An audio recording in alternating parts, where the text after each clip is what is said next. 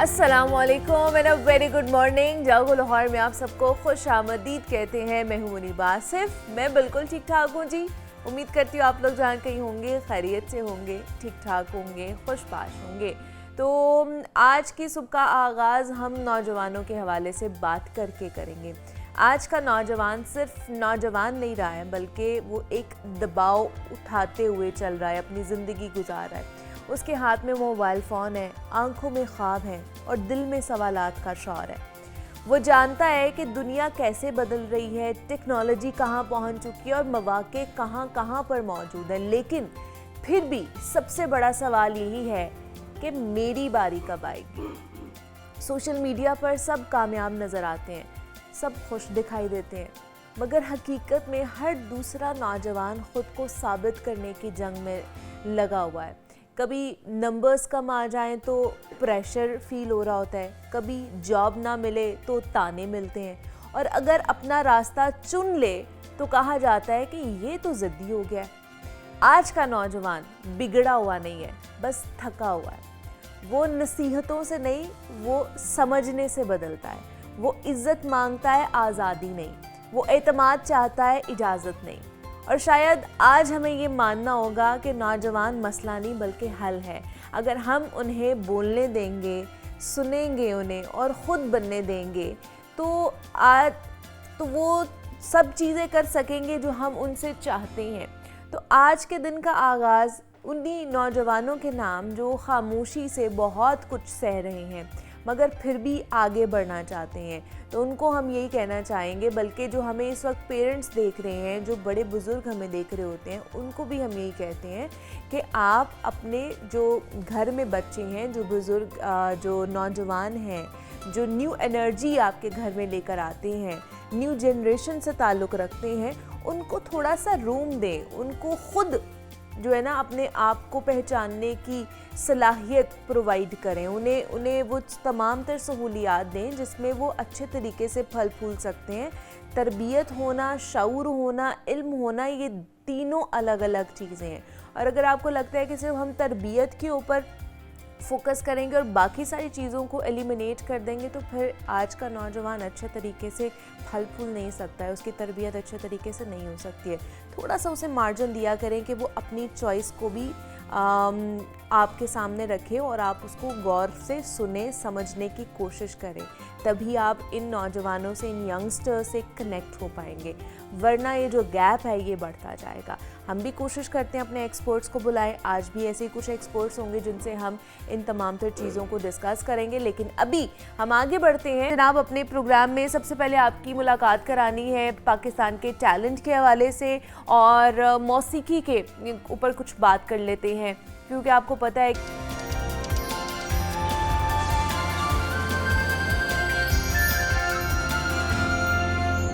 Welcome back to जागो लाहौर। जनाब अब कुछ लाहौर शहर के हवाले से बात कर लेते हैं और ख़ास तौर पर बात कर लेते हैं दूध और गोश्त के हवाले से कि इसके मयार का किस तरह ख़याल रखा जाता है और ख़ास तौर पर जो पंजाब फूड अथॉरिटी है वो किस तरह काम कर रही है।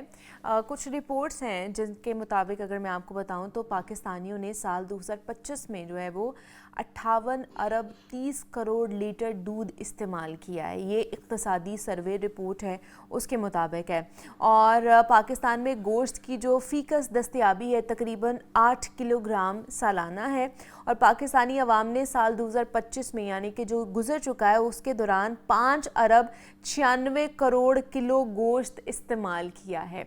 अब क्योंकि इसकी खपत बहुत ज़्यादा है, फिर लोगों का कह लें कि इस्तेमाल भी इसकी बहुत ज़्यादा हो रही होती है, घर में इस्तेमाल हो रहा होता है, गैदरिंग में, शादियाँ हो जाती हैं, कोई भी इवेंट होता है, तो ये चीज़ें वो हैं जो इसेंशियल समझी जाती हैं, ख़ास तौर पर गोश्त या फिर बाकी चीज़ें।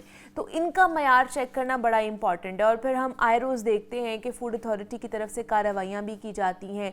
कितने जो है ना गोश्त के ऐसे अड्डे होते हैं, यहाँ पर गाड़ियाँ होती हैं जो पकड़ी जाती हैं दूध की, कितनी ऐसी गाड़ियाँ होती हैं जो मुज़रे सेहत दूध लेकर आने की कोशिश कर रही होती हैं, फिर उनको तल्फ़ भी किया जाता है।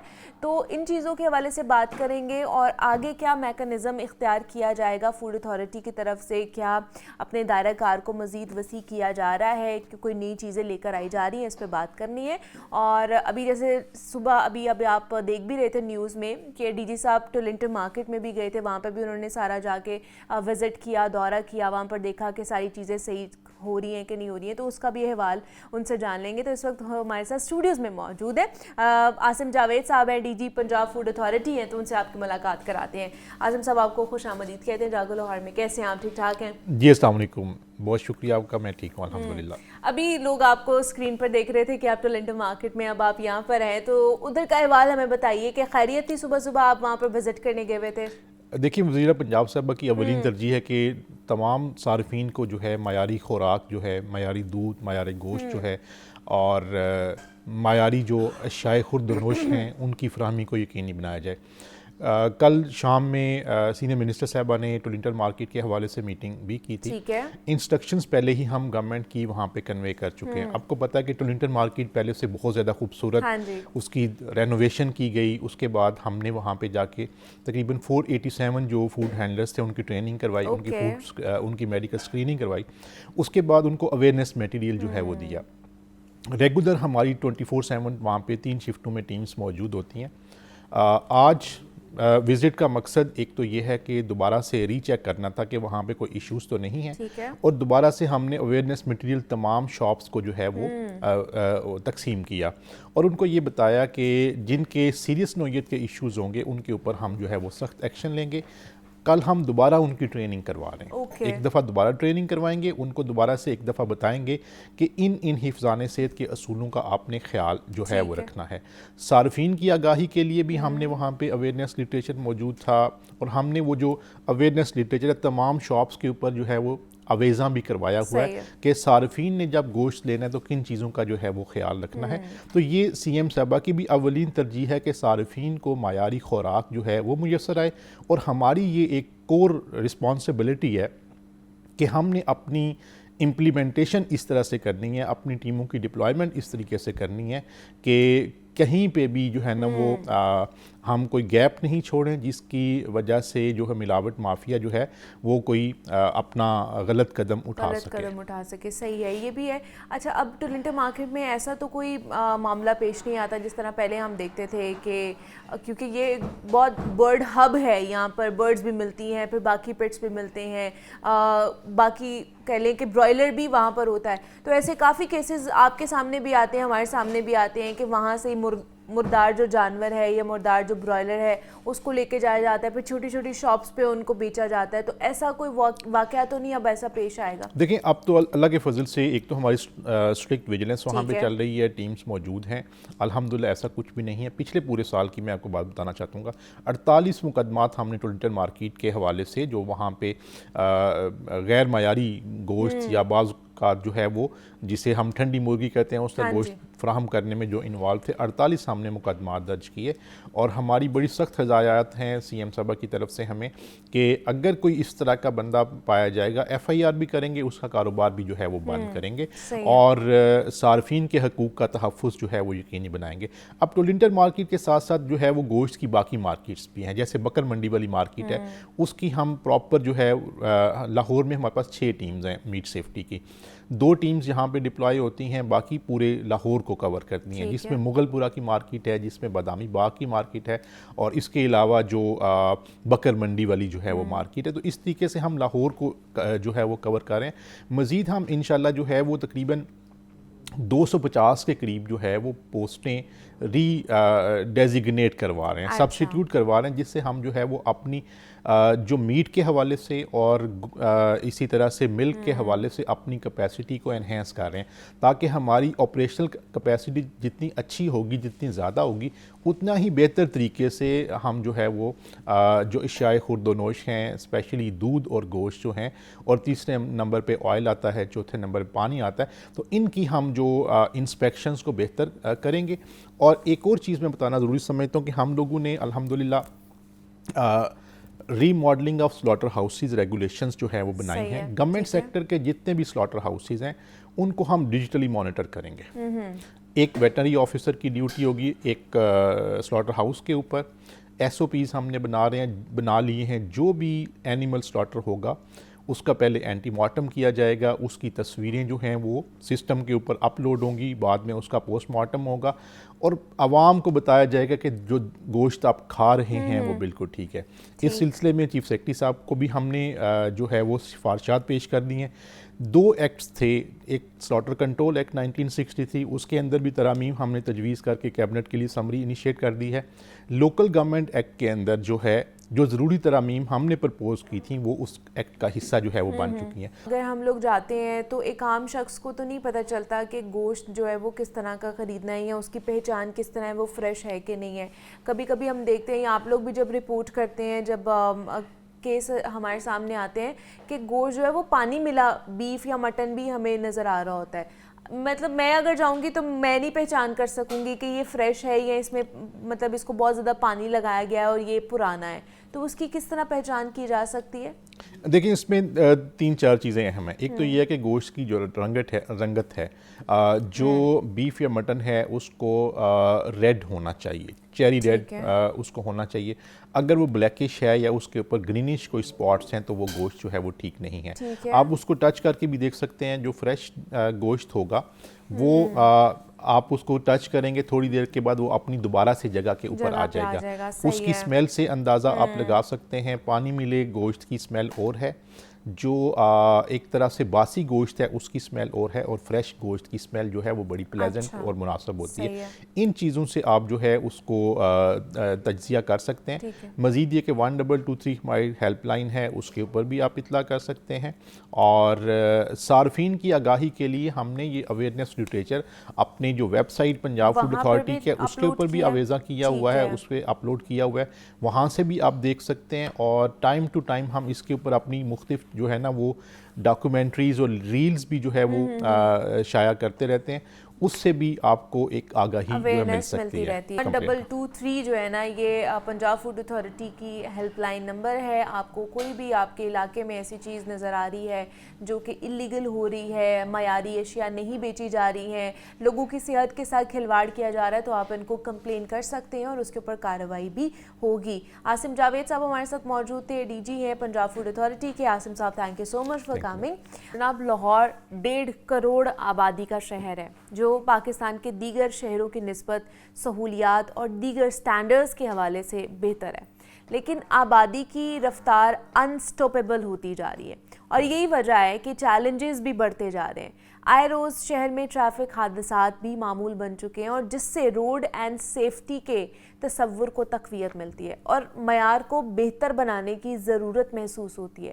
گزشتہ روز ریسکیو کے فراہم کردہ ریکارڈ کے مطابق پنجاب بھر میں 1081 ٹریفک حادثات ہوئے ہیں, جن میں سب سے زیادہ 194 حادثات صرف اور صرف لاہور میں ہوئے ہیں, اور ان حادثات کے نتیجے میں 7 اموات لاہور میں جبکہ 18 اموات پورے پنجاب میں ہوئی ہیں, اور زخمیوں میں بہت سے افراد ہینڈ انجری کا شکار ہو کر ہسپتالوں میں زیر علاج ہے, جبکہ فریکچر کے کیسز بھی بہت زیادہ ہیں. اب اگر ہم تصویر کے دوسرے رخ پر آتے ہیں جس میں یہ بات سامنے آتی ہے کہ ٹریفک حادثات ایک تو رات اور دوسرا دھند کی وجہ سے ہوتے ہیں. پورے شہر میں اس وقت ترقیاتی کام ہو رہے ہیں. جوہر ٹاؤن آپ دیکھ رہے ہیں, مین بولیوارڈ, شادرہ, GT روڈ, مناوا, جلو موڑ یا ٹھوکر کے علاقوں میں کھدائی اور ترقیاتی کاموں کی وجہ سے ٹریفک بہت زیادہ سست روی کا شکار ہوتی ہے اور حادثات بھی معمول بن رہے ہیں. اب سیفٹی ریبنز لگائے جاتے ہیں جو کہ ٹوٹ چکے ہیں, سائن بورڈز بھی نہیں لگے ہوئے ہیں, اور پھر زیادہ کام بھی دن میں ہو رہا ہوتا ہے جس سے ہیوی مشینری بھی کام کر رہی ہوتی ہے, اور اس کے علاوہ اس وقت شہر میں دھند کا بھی بہت زیادہ راج ہے. آج کل بھی آپ دیکھ لیں کہ کیا صورتحال ہے. تو ان ہی علاقوں میں سڑک سے یلو لائن, لین لائن کے نشانات مٹ چکے ہیں, اور اس میں فیروز پور روڈ بھی شامل کر لیں تو صورتحال مزید گھمبیر ہو جاتی ہے کہ یہ مصروف روڈز بھی جگہ جگہ سے ٹوٹ پھوٹ کا شکار ہو چکی ہے اور حادثات ہو رہے ہیں. تو آج کا موضوع موجودہ صورتحال میں روڈ اینڈ سیفٹی کے اصولوں کا خیال اداروں نے کیسے رکھنا ہے اور بطور شہری ان پر عمل درآمد کیسے کرنا چاہیے, انٹرنیشنل معیار کیا ہیں, ہم اس کے اوپر بات کرنے جا رہے ہیں. ان سارے سناریو کو ڈسکس کرنے کے لیے اس وقت ہمارے ساتھ اسٹوڈیوز میں توقیر رانا صاحب موجود ہیں, جو کہ روڈ سیفٹی ایکسپرٹ ہیں, رائٹر ہیں, موٹیویشنل اسپیکر بھی ہیں. تو ان سے بات کرتے ہیں, ان سے جانتے ہیں کہ کیا حل ہے ان تمام تر پرابلمس کا. تو توقیر صاحب آپ کو ویلکم کہتے ہیں جاگو لاہور میں. کیسے ہیں آپ؟ ٹھیک ٹھاک ہیں؟ الحمدللہ جی, اللہ کا شکر ہے. آپ ٹھیک ہیں جی؟ میں بھی بالکل ٹھیک ٹھاک. توقیر صاحب پورا لاہور جو ہے نا اس وقت کہہ لیں کہ اکھڑا ہوا ہے, پھر کام چل رہا ہے, ترقیاتی ڈیولپمنٹ ورک چل رہا ہے, وہ بھی ہونا چاہیے, لیکن ساتھ ساتھ آپ کو پتہ ہے پھر روڈ اینڈ سیفٹی کے معیار جو ہیں پھر وہ بھی کہیں نہ کہیں کم ہو جاتے ہیں, ایکسیڈنٹس بہت زیادہ ہو رہے ہیں. تو اس ساری صورتحال میں جو کہ پائل اپ ہوتی جا رہی ہے, ورسن ہوتی جا رہی ہے, اس میں کیا سولوشنز ہیں ہمارے پاس؟ کس طرح ایکسیڈنٹس کو یا سیفٹی میئرز کو ہم لوگ انہانس کر سکتے ہیں, ایکسیڈنٹس کو کم کر سکتے ہیں؟ جی دیکھیں, اس وقت جو آپ کا ٹاپک ہے وہ آج کل کے دنوں کے لیے بہت ہی ضروری ٹاپک ہے. جیسے فوگ کا سیزن چل رہا ہے, فوگ کے سیزن میں ہمیں کچھ سٹیپس خود لینے ہوتے ہیں, ٹھیک ہے, ایز اے روڈ یوزر, اور کچھ گورنمنٹ کو کرنا ہوتا ہے. تو اگر ہم اپنے آپ سے شروع کریں کہ آپ اپنی انفارمیشن لے لیں, سیکنڈلی گاڑی کو دیکھ لیں, ٹھیک ہے, تھرڈ جب آپ چلے جاتے ہیں اور آپ کو پتہ چل جاتا ہے کہ جی روڈز موٹر وے کھلا ہوا ہے, لیٹ سے ہم ایگزامپل لے لیتے ہیں موٹر وے کی, جی موٹر وے کھلا ہوا ہے, ٹھیک ہے, تو آپ چلے جائیں. وہاں پہ آپ نے 3-4 چیزوں کا خیال رکھنا ہے. آپ نے اپنی سپیڈ کو مینیج رکھنا ہے, بہت کم سپیڈ رکھنی ہے. اس کے بعد آپ نے اپنی لین میں چلنا ہے. ٹھیک ہے, ہم موٹر وے کے اوپر اوورٹیک کرتے ہیں جو حادثے کا باعث بنتی ہے. جب آپ اوورٹیک کر رہے ہوتے ہیں تو دوسری گاڑی کو پتہ نہیں ہوتا, وہ پیچھے سے آ رہی ہوتی ہے اور ٹکرا جاتی ہے. تو لین کا خیال رکھنا ہے, اوورٹیک نہیں کرنا, اور اپنے آپ کو الرٹ رکھنا ہے. وہ ویدر ایسا ہوتا ہے کہ آپ فزیکلی بھی تھوڑا سا اس میں چلے جاتے ہیں, سستی ہوتی ہے اور نیند کوزی لگ رہا ہوتا ہے نا وہ ویدر. ہاں, تو اس کے اندر پھر آپ جو ہے نا وہ بالکل الرٹ نہیں ہوتے. تو آپ کو الرٹ رہ کر ڈرائیونگ کرنی ہے. اس کے بعد پھر آپ نے سپیڈ کو اور اپنے جو ڈسٹینس ہے اگلی گاڑی سے اس کو بھی مینٹین کرنا ہے. تو یہ تمام چیزیں ہیں, اور ہری اپ نہیں ہونا کہ یار آپ نے پہنچنا ہے تو پہنچ ہی جانا ہے, اس سے پہلے کہ آپ نہ ہی پہنچیں. اور خاص طور پر جتنی بھی بڑی بڑی گاڑیاں ہوتی ہیں, موٹر ویکلز ہیں, جو ہیوی ویکلز ہیں, ان سے تھوڑا سا ڈسٹینس ہمیں رکھنا چاہیے, بیکاز یہ زیادہ تر حادثات کا شکار ہو رہی ہیں. صبح جب ہم آتے ہیں اور سامنے ہماری رپورٹس آ رہی ہوتی ہیں تو یہ چیزیں, ڈمپرز ہیں, یہ چیزیں بہت زیادہ حادثات کا شکار ہوتے ہیں, وجہ بنتے ہیں. جی, اس کی وجہ یہ ہے کہ آگے والی گاڑی جو اگر بڑی گاڑی ہے, ڈمپر ہے یا ٹریلر ہے, تو اس نے اگر سڈن بریک لگائی ہے تو آپ کا ڈسٹینس اگر کم ہے تو آپ نے اس کے ساتھ کریش کر جانا ہے. صحیح ہے, ڈسٹینس کو مینٹین کرنا بہت ضروری ہے, چاہے آگے گاڑی بڑی ہو یا چھوٹی ہو, آپ ڈسٹینس بہت زیادہ رکھیں نارمل حالات کے اکارڈنگلی. جی برعکس. اچھا, دوسرا سڑک پر جاتے ہوئے, وہ چاہے موٹر ویز ہو یا نارمل جو شہر کے اندر والی سڑکیں دیکھیں, وہاں پر اس ویدر میں خاص طور پر جہاں پر بہت زیادہ فاگ ہوتی ہے, اسموگ ہوتی ہے, ویزیبلٹی بہت زیادہ زیرو ہو جاتی, اس میں وہ جو یلو لائنز ہوتی ہیں ان کا کیا کردار ہوتا ہے, پھر جو وہ کیٹ آئیز بھی ہوتی ہیں ان کا کیا کردار ہوتا ہے, اور خاص طور پر جو سائن بورڈز ہیں وہ کتنا ہیلپ کرتے ہیں لوگوں کو اس ویدر میں, جس ویدر سے ہم گزر رہے ہیں, کہ وہ سیفٹی کے ساتھ وہ سفر کر سکیں؟ بہت زیادہ امپورٹنٹ ہے جی. جو لائنز اور لینز ہیں نا, اس کو اگر آپ نارمل ڈرائیونگ میں ویدر میں تو اگر آپ تھوڑا سا ایوائڈ کر بھی جائیں گے تو اتنا خطرہ نہیں ہوتا, لیکن فوگ میں آپ نے جو سڑک کی ایج لائنز ہیں نا ان کو بڑا خیال رکھنا ہے, کیونکہ نارملی یہ ہوتا ہے کہ آپ سڑک سے نیچے اتر جاتے ہو. اگر آپ نے اس لائن کو فالو نہیں کیا جو وائٹ اور یلو لائنز ہوتی ہیں, ایج کے اوپر لگی ہوتی ہیں, تو آپ سڑک کے اوپر رہیں گے. اگر آپ اس کو نہیں دیکھ رہے ہوں گے تو سڈنلی آپ کو پتہ چلے گا آپ تو وہ کچے پہ اتر گئے یا وہ شولڈر پہ اتر گئے. تو یہ بڑا ضروری ہے, آپ لائن اور لین کا خیال رکھیں. اور سیکنڈلی یہ کہ جب بھی آپ نے کسی کو اوورٹیک, اول تو یہ اوورٹیک نہیں کریں, آپ گاڑی کے پیچھے گاڑی لگا کے کانوائے کی شکل میں جانا ضروری ہے فوگ, ڈینس فوگ کے موسم میں. تو اگر آپ نے بہت ضروری اوورٹیک کرنا ہے پھر اپنی لین اور لائن کو دیکھتے ہوئے کریں, کہ کہیں یلو لائن کنٹینیوس جا رہی ہے تو اس کو مت کراس کریں. ٹھیک ہے. باہر کی جو انٹرنیشنل سٹینڈرڈز ہیں وہ کس طرح کے ہیں روڈ سیفٹی کو لے کر, پاکستان میں کیا کام کیا جا رہا ہے, وہ سارا کچھ آپ کو ان کی کتاب کے اندر مل جائے گا. توقیر رانا صاحب ہمارے ساتھ موجود تھے. توقیر صاحب بہت شکریہ آپ کے وقت کا, تھینک یو کہ آپ آئے اور اس کے اوپر بات کی آپ نے. بریک لیتے ہیں, ہم یہاں پر ملتے ہیں اس بریک کے بعد.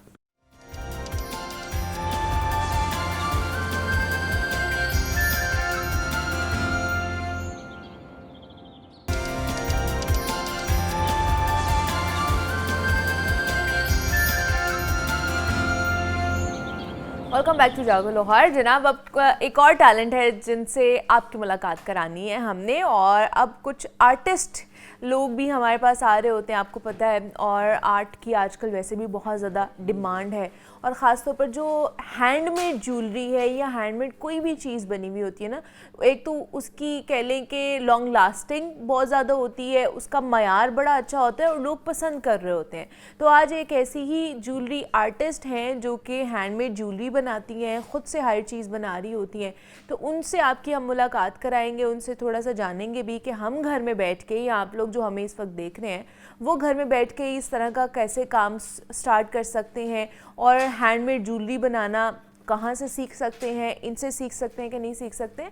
اینڈ وہ اتنی کوئی بڑی نہیں ہے, ینگ ہی ہے, اور دوسرا یہ ہے کہ وہ میری ہم نام بھی ہیں. مطلب آج منیبہ ہو گیا, منیبہ اسکوئر ہو گیا ہمارے اسٹوڈیو میں. تو آپ کی ملاقات کراتے ہیں. منیبہ امین ہمارے ساتھ اسٹوڈیوز میں موجود ہے. منیبہ آپ کو ویلکم کہتے ہیں جاگو لاہور میں. کیسی ہیں آپ, ٹھیک ٹھاک ہیں؟ الحمدللہ. منیبہ اپنی جولری, آپ جولری آرٹسٹ ہیں, جولری بناتی ہیں, بتائیے کس طرح کی جولری بناتی ہیں آپ, کن لوگوں کے لیے جولری بناتی ہیں آپ؟ میں ہینڈ بیڈس کی جولری بناتی ہوں, موسٹلی اسٹوڈنٹس ہوتے ہیں جو میرے سے بائی کرتے ہیں. اوکے, اور آپ بھی اسٹوڈنٹ ہیں؟ یس. ٹھیک ہے, کیا کر رہی ہیں؟ میں نے ابھی سیکنڈ ایئر کی ہے اور آگے ایڈمیشن لینا ہے. اوکے, ابھی آپ نے انٹر کیا ہے. چلیں جی, تو یہ جولری بنانے کا آئیڈیا کیسے آیا کہ میں نے جولری آرٹسٹ بننا ہے یا میں اس سائڈ پہ جانا ہے؟ شوق تھا میرا. شوق تھا جی. چلیں یہ تو اچھی بات ہے. تو کب سے بنا رہی ہیں آپ؟ مجھے ابھی سال نہیں ہوا. ابھی سال نہیں ہوا ہے. ٹھیک ہے, اور یہ بریسلیٹس بنا رہی ہیں آپ؟ جی. بریسلیٹس بناتی ہیں آپ. ٹھیک ہے, ذرا اٹھا کے دکھائیں ہمارے دیکھنے والوں کو کہ کس طرح کے بریسلیٹس ہیں. یہ صرف بریسلیٹس ہیں یا اور بھی جولری آئٹمز ہیں جو آپ بناتی ہیں؟ چینز ہیں ساتھ. اچھا, چینز بھی ہیں ساتھ. اوکے, آج کل جیسے بہت یونیک سے ہیں نا, ڈفرینٹ اسٹائل کے بریسلیٹس پہنے جاتے ہیں, پھر جو ہے چینز پہنی جا رہی ہوتی ہیں, اس طرح کی جو ہے نا یہ بناتی ہیں. منیبہ ان کا نام ہے. یہ دیکھیں, یہ آپ کو لگ رہا ہوگا شاید یہ چھوٹا ہے یا بچوں والا ہے, ایسا نہیں ہے. یہ اس طرح وہ ربڑ میں ہے اس طرح, ہے نا, اس میں پورا آ جاتا ہے, اور یہ اس طرح آپ کو بہت ہی پریٹی ہے.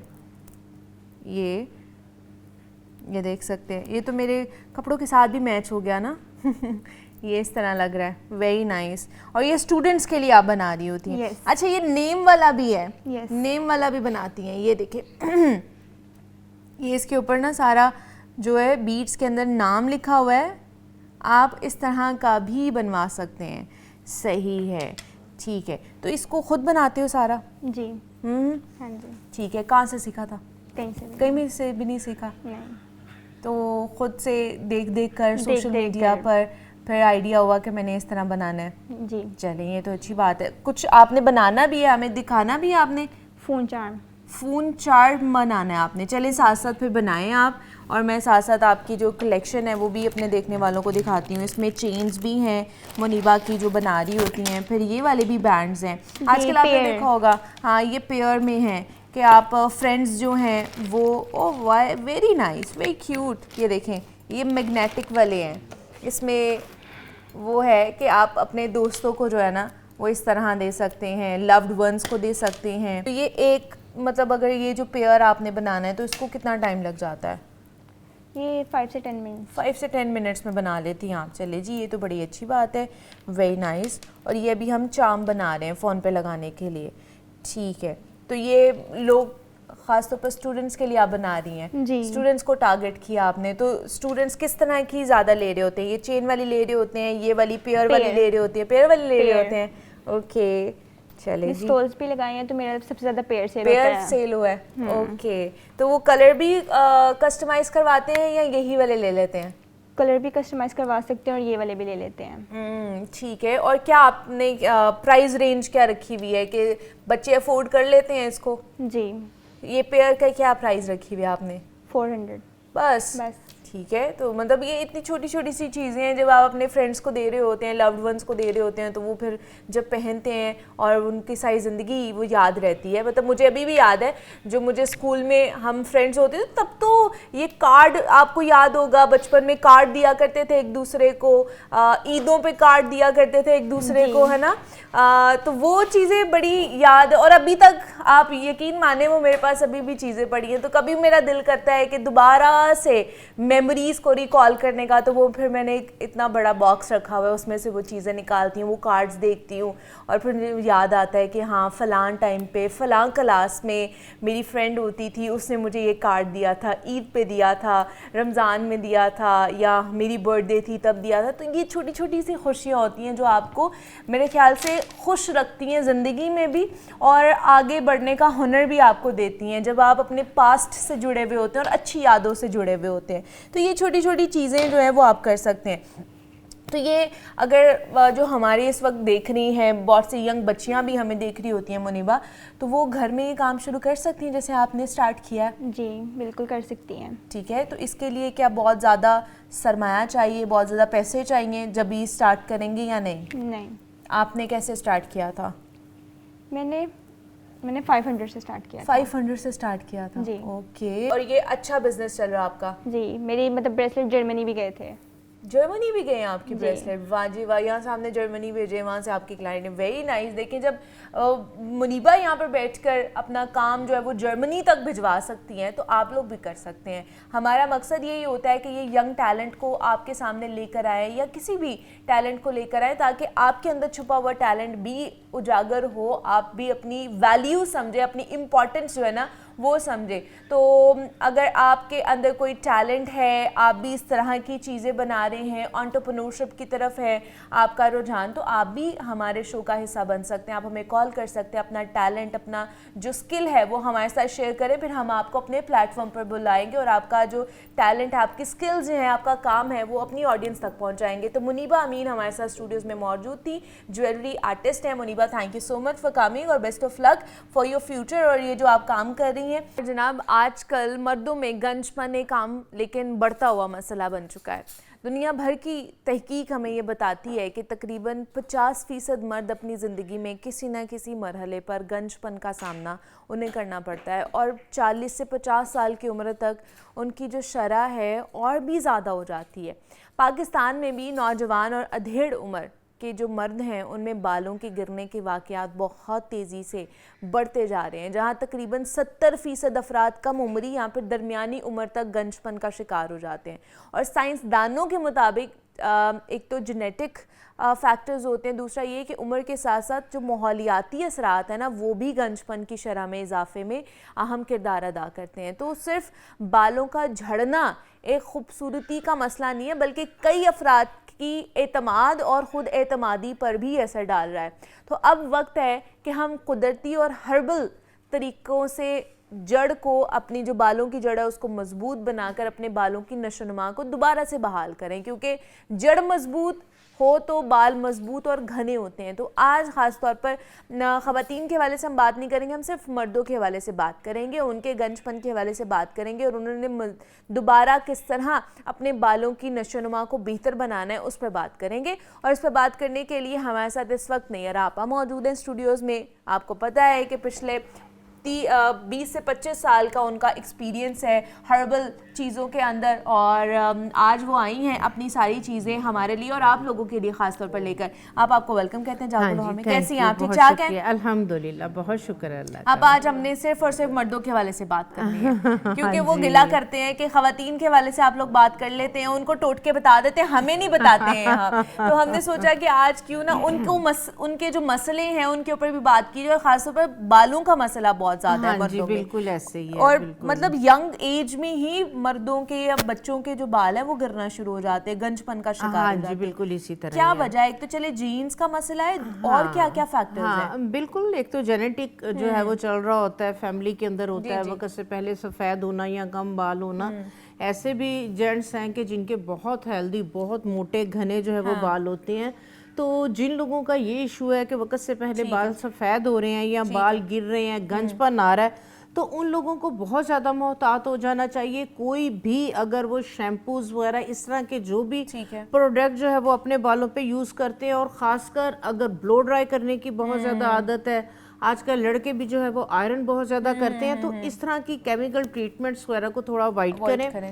اور جو ہے وہ شیمپو، جن لوگوں کے بالوں کی جڑیں کمزور ہیں اور وقت سے پہلے بال گر رہے ہیں، تو وہ سب سے پہلے جو ہے وہ شیمپو کو اوائڈ کریں. ٹھیک ہے، تو اس کے لیے جو ہے وہ آج جینٹس کے لیے میں کس طرح کا جو ہے وہ ہربل ہوم میڈ جو ہے وہ شیمپو شیئر کروں گی کہ وہ یہ والا جو ہے یہ شیمپو بنا کے رکھ لیں. تو انشاءاللہ تعالیٰ اگر ان کے بال گر رہے ہیں، بال گرنا رک بھی جائیں گے، اور بال اس کے ساتھ اچھے ہیلدی ہوں گے اور جڑیں مضبوط ہوں گی. مین چیز یہ ہے کہ روٹس آپ کی مضبوط ہوں گی تو پھر جو ہے وہ خود بخود جو بال گر رہے ہیں، ہاں جی وہ گرنا رک اور جائیں گے، زیادہ گنج پن نہیں ہوگا یا اور زیادہ بال نہیں گریں گے. ہاں جی بالکل. اس کے لیے جو ہے وہ میں آپ کو ایک herbal homemade hair conditioner بھی ہے، ہربل ہیئر شیمپو بھی ہے، اور یہ آپ کی جڑوں کو بھی مضبوط کرے گا. آپ نے کیا کرنا ہے، آپ کو پنساری کی دکان سے آرام سے یہ والی چیزیں مل جائیں گی. آپ نے کیا کرنا ہے، یہ میں آپ کو تقریباً 2 سے 3 مہینے کا اگر آپ پرسنلی یوز کر رہے ہیں تو یہ میں آپ کو شیمپو بنانا بتاتی ہوں. آپ نے جو ہے وہ سرسوں کی کھلی، یہ آپ نے پنساری کے پاس جانا ہے، آپ نے 1 پاؤ لینی ہے سرسوں کی کھلی، یہ اس طرح سے ہوتی ہے. ٹھیک ہے، اس کے بعد 1 پاؤ لینا ہے آپ نے آملے کا پاؤڈر. ٹھیک ہے، یہ ساری چیزیں آپ کو پسی ہوئی بہت ایزیلی جو ہے یہ مل جائیں گی. ٹھیک ہے، اور اس کے بعد آپ نے جو ہے وہ 1 پاؤ جو ہے وہ لینی ہے سکا کائی کا پاؤڈر، کیونکہ سکا کائی کا جو پاؤڈر ہے یہ بالوں کو جو ہے وہ بلیک بھی، جن کے وقت سے پہلے جو ہے وہ بال سفید ہو رہے ہیں، یہ کالا بھی کرے گا اور یہ بالوں کے لیے بہترین ہے. اس کے بعد جو ہے یہ ریٹھے کا پاؤڈر، اس طرح سے جو ہے یہ ریٹھے ہوتے ہیں. ٹھیک ہے، تو ریٹھے کا پاؤڈر یہ بھی 1 پاؤ. یہ چاروں چیزیں آپ نے جو ہے وہ 1 پاؤ لے لینی ہے. ٹھیک ہے، 1 پاؤ لے کے آپ نے یہ دیکھیں اس طریقے سے نا یہ جھاگ بھی آپ کی بنائے گا. جیسے ہم نے ایک ٹائم کا بنانا ہے، 1 پاؤ آپ لیں گے، ساری برابر کوانٹٹی کے اندر لینی ہے. تو یہ آپ نے اس طریقے سے آپ نے یہ والی آپ کی چاروں چیزیں، اگر آپ چاہ رہے ہیں کہ آپ کا ہلکا سا ٹنٹ بھی آ جائے تو آپ اس کے اندر 1 پاؤ مہندی بھی ایڈ کروا سکتے ہیں. ٹھیک ہے، اور اس طریقے سے جو ریٹھے کا پاؤڈر ہے، ریٹھے کا جو پاؤڈر ہے یہ جو ہے وہ یہ جھاگ بناتا ہے آپ کے بالوں میں، جو ہے وہ آپ کی جو بھی ڈسٹ وغیرہ ہے اس کو جو ہے یہ ریموو کرے گا. اس طریقے سے آپ نے اس کو تھوڑا سا نیم گرم پانی کے اندر جو ہے یہ اس کو مکس کریں. اس کو مکس کرنا ہے نیم گرم پانی کے اندر آپ نے اس کو جو ہے وہ 5-10 منٹ پہلے جو ہے وہ بھگو دینا ہے. یہ بالکل ایک فوم کی طرح سے ہو جائے گا جیسے شیمپو آپ کا ہوتا ہے. اس کو آپ جو ہے وہ روٹس لینتھ اینڈ پہ جو ہے وہ 10 سے 15 منٹ کے لیے لگا دیں. اس کے بعد اسی کو جو ہے وہ آپ مساج کرتے ہوئے اپنے بالوں کو دھو دیں. ٹھیک ہے، یہ آپ کے بالوں کی جڑوں کو مضبوط کرے گا. آپ کو بعد میں کوئی آئل اور کوئی بھی کنڈیشنر جو ہے وہ یوز کرنے کی ضرورت نہیں پڑے گی. یہ شیمپو آپ بنا کے رکھیں. ٹھیک ہے، اور کنڈیشنر آپ چھوڑ دیں، آپ شیمپو چھوڑ دیں، تو انشاءاللہ اسی ایک ریمیڈی کے ساتھ آپ کے جو ہے یہ بال گرنا رک جائیں گے. ٹھیک ہے، یہ دیکھیں آپ کی اس طرح کی کنسسٹنسی ہو جائے گی. ہاں جی بالکل. یہ اس طرح سے آپ نے پیسٹ اس کی بنانی، بہت تھک نہ ہو بہت پتلی نہ ہو. مہندی اس کے اندر آپشنل ہے، ہلکی سی مہندی ڈال لیں گے، ایک بہت خوبصورت بالوں میں شائن آتی ہے. سنت بھی ہے مہندی لگانا، اور گرمیوں کے اندر تو جو ہے یہ اس کا بہت کولنگ افیکٹ آتا ہے. یہ آپ کا شیمپو تیار ہو گیا. ہاں جی، جن کے بال ویک ہے نا، بہت باریک بال ہے، تو مہندی ایک ہلکی سی کوٹنگ کر دیتی ہے اس کے اوپر. اس کے علاوہ کوئی اور ریمیڈی ہے جو فٹافٹ ہم بتا سکیں؟ ہاں جی بالکل. اور یہ کھانے کے لیے بھی ہے کچھ آپ؟ ہاں جی، جس طرح سے آج کل جو ہے وہ بہت زیادہ سیزن ہے گاجر کا. ٹھیک ہے، یہ ٹھیک ہے، گاجر کا مربع، کیونکہ گاجر کے اندر ریچ وائٹامن اے ہے، وائٹامن اے، بیٹا کیروٹین. ٹھیک ہے، یہ آپ کی جو ہے وہ کیراٹین سیلز کو بنانے کے لیے بہترین ہے. تو گاجر کا آج کل فریش گاجر ہے، اس کا مربع جو ہے وہ آپ بنا کے رکھیں. تو آپ کوشش کریں کہ جو لوگ چاہتے ہیں کہ ان کے بال لمبے ہوں، گھنے ہوں، گرنا رک جائیں، تو گاجر کا مربع جو ہے یہ استعمال کریں. ساتھ سیب کا مربع. ٹھیک ہے، یہ دیکھیں میں نے اس طرح سے گھر میں بنا کے رکھا ہوا ہے. سیب اور گاجر کا مربع استعمال کریں. اور آج کل سیزن ہے تو اس کے اندر جو ہے وہ ABC جوس، آپ گاجر، بیٹ روٹ، اس کے اندر 1 ایپل ڈالیں. سستی چیزیں ہیں، کوئی اتنی مہنگی نہیں ہے. تو آپ یہ 2-3 مہینے جو ہے نا، آپ اگر اس کا جوس یا اس کی سمودی جو ہے وہ لینا شروع کر دیتے ہیں तो इंशाल्लाह ताला जो है वो बालों के आपके मसले, जिनके नाखून टूट रहे हैं, स्किन ड्राई हो रही है, वक्त से पहले झुर्रियाँ आ रही हैं, उन सब के लिए ये ABC जूस, गाजर और सेब का मुरब्बा जो है वो बेहतरीन है। इंटरनल अपनी हेल्थ, असल खूबसूरती आपकी सेहत है। तो इंटरनली जब आपको ये चीज़ें जो है वो मिल रही होंगी, जो विटामिन्स न्यूट्रिएंट्स की ज़रूरत है, तो खुद ब खुद आपकी जड़ें भी मजबूत होगी, आपकी स्किन भी ग्लो करेगी, आपकी आंखें जो रोशनी है वो भी बेहतर होगी। चलें जी, आज ये आप लोग मास्क ख़ास तौर पर जिस तरह शैम्पू है, फिर उसके बाद खाने के हवाले से भी है और टोनर भी है जो आपा ने हमारे साथ शेयर किया है, आप ये ज़रूर ट्राई कीजिएगा और फिर हमें इसका ज़रूर फीडबैक भी दीजिएगा। नैयर आपा हमारे साथ मौजूद थी। नैयर आपा, थैंक यू सो मच कि आप आई। जनाब, क्या आपने कभी सोचा है कि आप जैसे बनते जा रहे हैं वो वाकई आपकी अपनी पसंद है, या आपके आसपास बैठे लोग आहिस्ता आहिस्ता आपकी जगह फैसला कर रहे हैं? कुछ दोस्त हमें गिराते नहीं हैं, बस उठने नहीं देते हैं। ये वो दोस्त होते हैं जो हंसते हैं, मजाक करते हैं, आपके साथ वक्त भी गुजारते हैं, मगर हर कामयाबी पर खामोश रहते हैं, हर नाकामी पर दिलचस्पी दिखाते हैं और आहिस्ता आहिस्ता आपके ख्वाबों को छोटा कर देते हैं। आज हम बात करेंगे ऐसी दोस्ती की जो तस्वीरों और स्टेटस में नज़र नहीं आती है, बल्कि खामोशी से आपकी सोच, आपके ख्वाब और आपका मुस्तकबिल तश्कील दे रही होती है। हम जानेंगे कि मनफी दोस्त कौन होते हैं, वो हमारी तरक्की को कैसे रोकते हैं, और सही दोस्त किस तरह इंसान की ज़िंदगी की सिमत बदल देता है। याद रखें कि गलत दोस्त हमेशा ज़िंदगी बर्बाद नहीं करते हैं, वो बस इंसान को बर्बादी के साथ कंफर्टेबल बना देते हैं। तो आज हम उन्हीं दोस्तों को आइडेंटिफाई करने की कोशिश करेंगे जो हमारी ज़िंदगी में कुछ नहीं कर रहे होते हैं, कुछ भी नहीं कर रहे होते हैं, सिर्फ वो अपने आप को दोस्ती के नाम पर जो है ना, कह लें कि हमें भी चूना लगा रहे होते हैं और लोगों को भी लगा रहे होते हैं। तो ऐसे लोगों से हमें बचना चाहिए। तो इस पर बात करने के लिए डॉक्टर नबिया अली खान हमारे साथ स्टूडियोज़ में मौजूद हैं, माहिर नफ्सियात हैं, मोटिवेशनल स्पीकर भी हैं, उनसे बात करते हैं। डॉक्टर नबिया, आपको वेलकम कहते हैं जागो लाहौर में। कैसी हैं आप? ठीक ठाक? अल्लाह का शुक्र, बिल्कुल ठीक ठाक। आप सुनाइए? मैं भी बिल्कुल ठीक ठाक। डॉक्टर नबिया, दोस्तियाँ होनी चाहिए, मतलब जिसका दोस्त नहीं है उसने ज़िंदगी में कुछ नहीं कमाया, बिल्कुल ऐसे कहा जाता ऐसे है।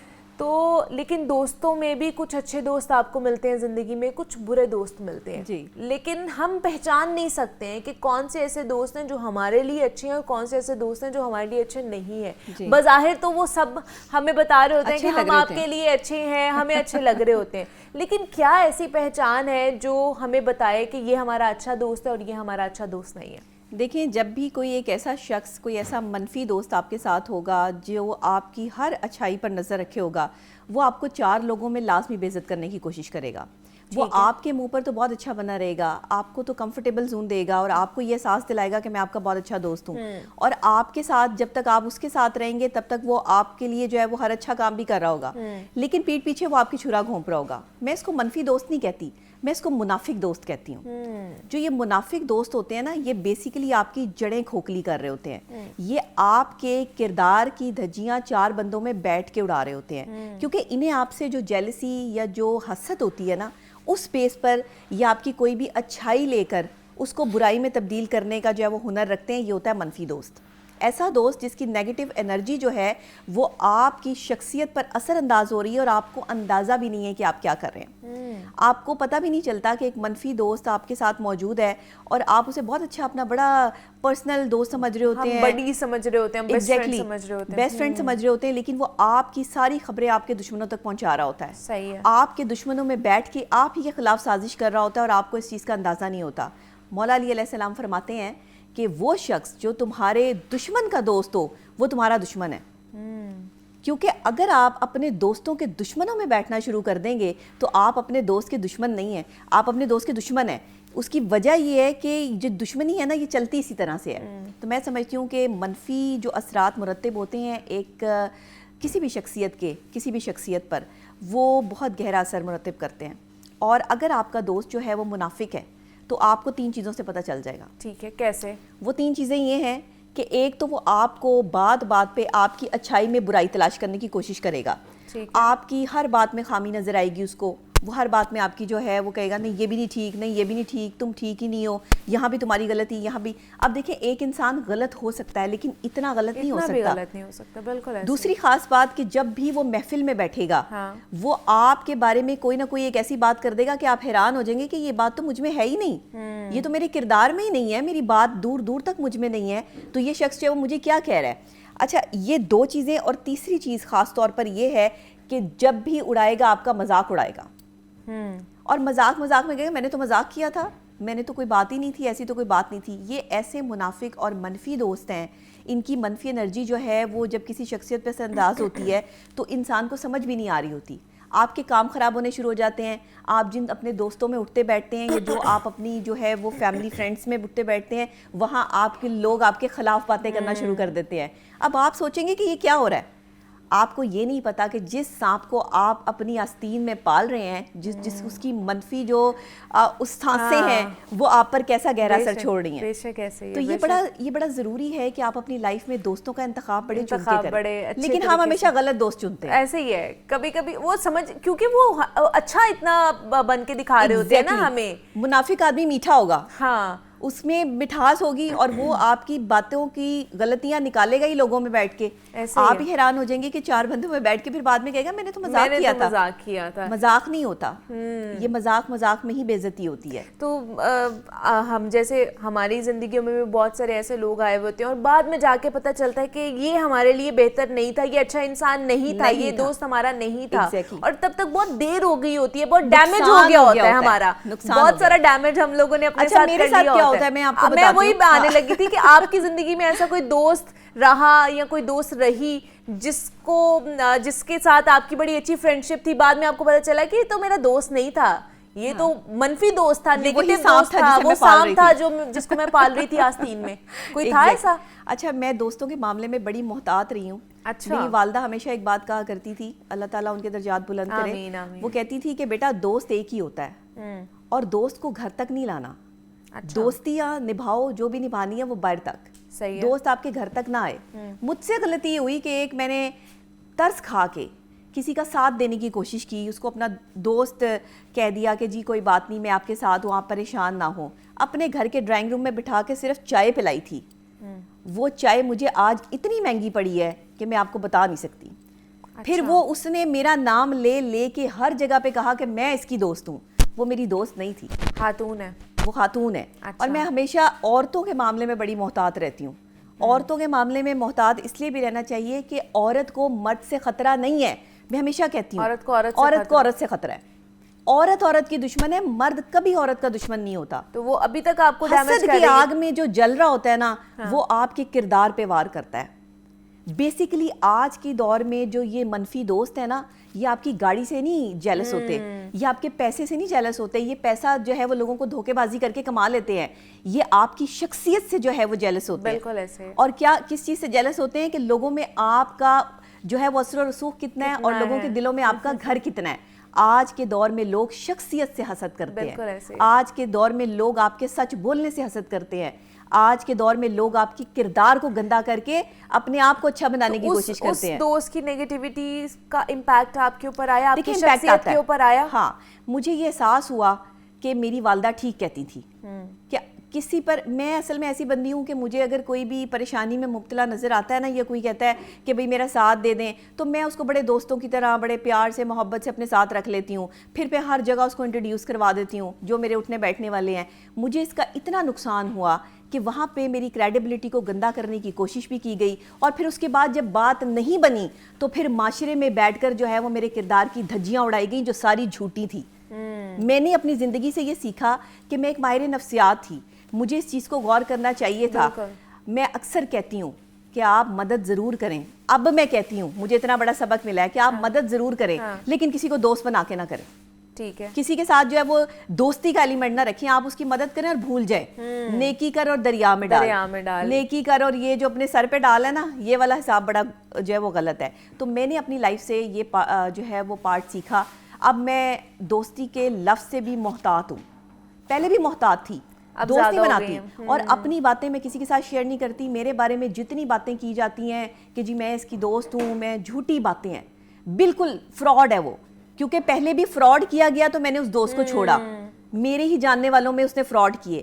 تو میں یہ سمجھتی ہوں کہ اگر مجھ جیسی شخصیت کے ساتھ یہ سب ہو سکتا ہے, تو ایک عام شخص کے ساتھ بھی تو ہو سکتا ہے, تو یہ دوست نہیں ہے, سمجھ ہی نہیں یہ آتا. منفی ہیں, یہ منافق ہیں, یہ جھوٹے ہیں, وہ لوگ ہیں جو آپ کی کریڈیبلٹی سے سڑتے ہیں اور حسد کرتے ہیں. اچھا, نفسیاتی طور پر کس طرح کوئی کسی کو امپیکٹ کرتا ہے, یہ بھی ہمیں ذرا بتائیں. ماہر نفسیات ہیں آپ, بیکاز کہتے ہیں نا کہ اگر 4 لوگوں کی کمپنی میں آپ بیٹھے ہوئے ہیں, یور کمپنی میٹرز اے لاٹ. آپ کی کمپنی سے پتہ چلتا ہے کہ آپ کس طرح کی شخصیت کے حامل پرسن ہے. کہ اگر 4 لوگ بیٹھے ہیں اور وہ نالائق ہیں, نکمے ہیں, تو سمجھے کہ 5واں نکما آپ ہیں, آپ کچھ بھی نہیں کر سکتے ہیں. اور ایسے کمپنی میں بیٹھے ہیں جس میں 4 سکسیسفل پرسن بیٹھے ہوئے ہیں, 5واں سکسیسفل آپ ہوں گے, آپ کامیاب انسان بنیں گے. تو یہ کس طرح آپ کی نفسیات کو امپیکٹ کرتے ہیں, آپ کس طرح ان جیسے لوگ بننا شروع ہو جاتے ہیں؟ اچھا, مولا علی علیہ السلام فرماتے ہیں کہ تمہارا تعارف تمہارے دوست ہیں. تم جیسی کمیونٹی میں بیٹھتے ہو, جیسا تمہارے دوستوں کا کردار ہے, اسی کے کردار سے تمہیں پہچانا جائے گا. اب اگر آپ کے دوست جو ہے وہ جھوٹے ہیں, مکار ہیں, دھوکے باز ہیں اور وہ فراڈ کرتے ہیں, تو آپ کو بھی وہی گنا جائے گا. آپ چاہے جتنے مرضی حاجی نمازی ہوں, اچھے ہوں, لیکن کیونکہ آپ کے اٹھنے بیٹھنے والے, آپ کا سرکل ٹھیک نہیں ہے, اس لیے آپ کو کبھی بھی اچھا انسان نہیں سمجھا جائے گا. میں ہمیشہ یہ کہتی ہوں, اگر آپ دیکھیں جو لوگ بزنس مین ہیں وہ کبھی دوسری کمیونٹی میں نہیں بیٹھتے. بزنس مین اپنی کمیونٹی میں بیٹھتا ہے, ڈاکٹرز اپنی کمیونٹی میں بیٹھتے ہیں, لائرز اپنی کمیونٹی میں بیٹھتے ہیں. کیوں؟ کیونکہ وہ ایک دوسرے کے مائنڈ کو انڈرسٹینڈ کرتے ہیں. وہ سمجھتے ہیں کہ ہمارا لیول ہے, ہمارا سٹینڈرڈ ہے. ہم صحافی برادری جو ہے نا, ہمارے ہاں یہ پرابلم ہے کہ ہم اپنی کمیونٹی میں نہیں بیٹھتے, ہم ہر کمیونٹی میں گھستے ہیں, جس کی وجہ سے ہم کردار کشی بھی کبھی کبھی کرتے ہیں, جس کی وجہ سے ہم بہت سی ایسی چیزیں بھی کرتے ہیں کہ ایک دوسرے کی ذاتیات پر اترتے ہیں. سب سے زیادہ جو ذاتیات کی دھجیاں اڑائی جاتی ہیں نا, وہ ایسی کمیونٹی سے اڑائی جاتی ہیں جو ہر کمیونٹی کا حصہ ہو. آپ جو ہیں, آپ اپنے ہی لوگوں میں اچھے لگتے ہیں. یہ نفسیاتی طور پر بہت بڑا ایلیمنٹ ہے. جب آپ ہر جگہ گھسنے کی کوشش کرتے ہیں نا, تو پھر مسئلہ خراب ہو جاتا ہے. اچھا, ایسے دوستوں کے بارے میں یا ایسے لوگوں کے بارے میں ہمیں بتائیں. ہم جیسے آپ نے کہا کہ دوست آپ کا ایک ہی ہوتا ہے, میں بھی یہی سمجھتی ہوں کہ اگر آپ کسی کو بیسٹ فرینڈ کہتے ہیں نا, تو وہ ایک ہی بیسٹ فرینڈ ہوتا ہے, وہ 10 بیسٹ فرینڈ نہیں ہوتے ہیں, 10 آپ کے دوست نہیں ہو سکتے ہیں. بالکل. کچھ ایسے بھی لوگ میں نے دیکھے ہیں جن کی دوستیاں بہت زیادہ ہیں, جن کے بہت زیادہ بیسٹ فرینڈز بھی ہوتے ہیں. ہر جگہ ان کی دوستیاں خالص ہوتی ہیں اور وہ سب کو ایک ہی پیرائے میں لے کے چل رہے ہوتے ہیں. جو سب کا دوست ہے, کیا وہ آپ کا دوست ہو سکتا ہے؟ سب کے دوست کہاں دوست ہوتے ہیں, اور کسی ایک کے کہاں اچھے دوست ہوتے ہیں. سب کے دوست پھر سب کے ہی دوست ہوتے ہیں. میں ہمیشہ یہ کہتی ہوں, اچھی بات ہے, آپ کا اخلاق اچھا ہونا چاہیے, آپ سب سے دوستی کریں, آپ سب کو اچھے پیمانے پہ رکھیں, لیکن سب آپ کے دوست نہیں ہوتے. یہ کبھی کبھی ہم منافقت کے اس لیول پر آ جاتے ہیں کہ جہاں پر ہم سب کو دوست بنا کر ہر کسی کے ساتھ جو ہے وہ کہتے ہیں ہاں بھائی آپ بھی ٹھیک ہیں, آپ بھی ٹھیک ہیں, آپ بھی ٹھیک ہیں. ہر بندہ ٹھیک نہیں ہو سکتا, ٹھیک ہے, ایسے نہیں ہو سکتا. اصل دوست وہ ہے جو آپ کی غلطی بتائے, آپ کو غلطی بتائے, اور وہی دوست ہمیں برے لگ رہے ہوتے ہیں. ہم کہتے ہیں کہ یہ وہ دوست ہے جو ہمارا جو ہے وہ دشمن ہے, اور وہ جو ٹیسی کر رہا ہوتا ہے, وہ خوشامد پسند جو ہوتا ہے, یا آپ کے لیے میٹھی زبان جو استعمال کر رہا ہوتا ہے, وہ کون سا دوست ہوتا ہے؟ وہ منفی دوست ہے, وہ منفی ہوتا ہے, جو منافق ہوتا ہے, جو آپ کو نہیں دیکھنا چاہ رہا ہوتا کہ آپ کسی اچھے کامیابی کی طرف آپ جائیں. تو ہمارے ساتھ ڈاکٹر نبیہ علی خان موجود تھی, ہم بات کرتے دوستیوں کے حوالے سے. Doctor Nabiha, thank you so مچ, آپ آئیں. مجھے اجازت دیجیے, اپنا بہت سارا خیال رکھیے گا. اللہ حافظ.